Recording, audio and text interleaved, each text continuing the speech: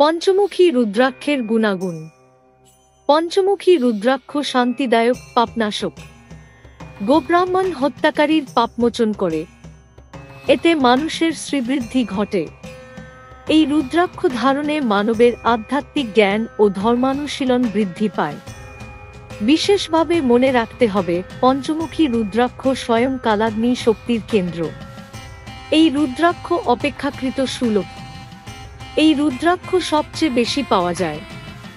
এই রুদ্রাক্ষ একসাথে 3টি ধারণ করতে হবে।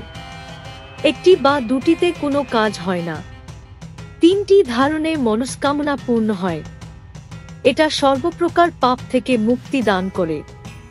যদি কোনো ব্রাহ্মণ সুবর্ণের হারের সাথেও রুদ্রাক্ষ ধারণ করতে সক্ষম হন, তিনি রুদ্রলোক প্রাপ্ত হন।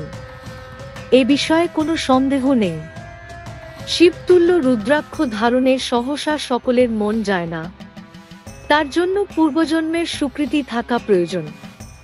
সুকৃতির ফলে শিবের কৃপা হলে এমনিতে মানুষের মনে ইচ্ছা হয় শ্রদ্ধা সহকারে রুদ্রাক্ষ ধারণ ও পূজা করতে।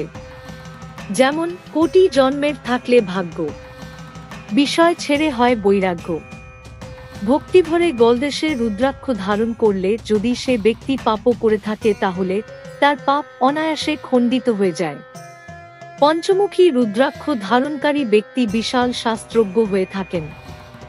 এটা মানুষের ভাবমূর্তির অনেকটা পরিবর্তন ঘটায়। পঞ্চমুখী রুদ্রাক্ষ পঞ্চ ব্রহ্মার স্বরূপ। রুদ্রাক্ষ ধারণকারীর উপর শিব সর্বদা সন্তুষ্ট থাকেন এবং শারীরিক জ্ঞানেন্দ্রিয়গুলিকে এই রুদ্রাক্ষ সজাগ করে তোলে। যে কোনো কাজের জন্য পঞ্চমুখী রুদ্রাক্ষ ধারণ করা যায়।